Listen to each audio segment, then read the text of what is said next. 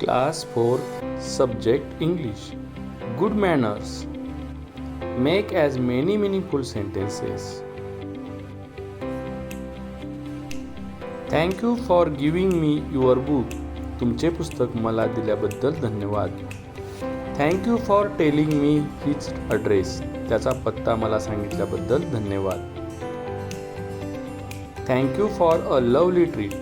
छान भेटवस्तू दिल्याबद्दल धन्यवाद. Thank you for this beautiful gift. या सुंदर भेटवस्तूबद्दल धन्यवाद.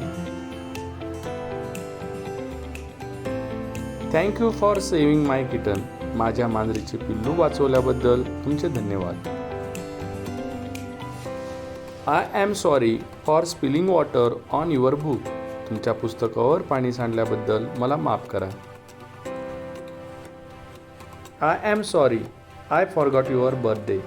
मला क्षमा करा, मी तुमचा वाढदिवस विसरलो. I am sorry for being late. उशीर झाल्याबद्दल मला माफ करा.